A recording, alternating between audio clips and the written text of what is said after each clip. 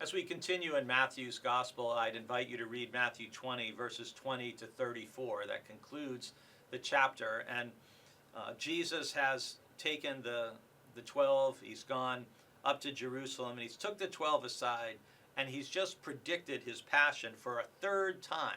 For the third time, he said, I'm going to be handed over, I'm going to be mocked, I'm going to be flogged, I'm going to be crucified, and on the third day be raised.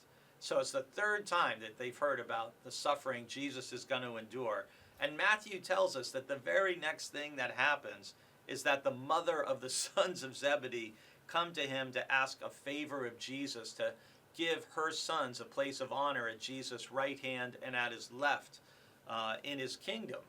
And it's interesting that Matthew, which is written later than the Gospel of Mark, in Mark's Gospel, it's James and John themselves who come to Jesus and ask for this honor and privilege.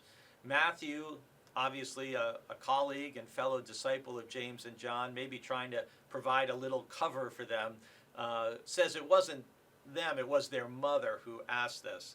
But Jesus says, you don't know what you're asking.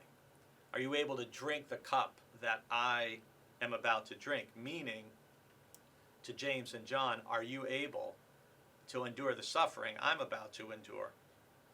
And the fact is they will. They both will be martyred eventually. But Jesus says, yes, you're going to drink the same cup of suffering, but I can't grant you to sit at my right or my left. That's up to the Father. And then what's interesting, in verse 24, it says, when the 10 heard it, they were angry with the two brothers, which tells us most likely, again, where the request really came from. And I often wonder if they were angry because James and John thought of asking for positions of honor and privilege before they did.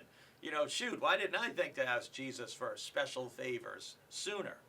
But Jesus tries to reorient all of their perspective, that you know that the rulers of the Gentiles lord it over them, that people in positions of power, whether that's political or religious, will often use that power in abusive ways and inappropriate ways to lord it over other people.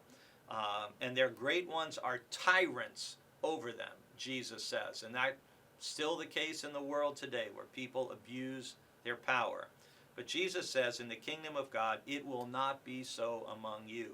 But whoever wishes to be great among you must be your servant. And whoever wishes to be first among you must be your slave, just as the Son of Man came not to be served, but to serve, and to give his life as a ransom for many.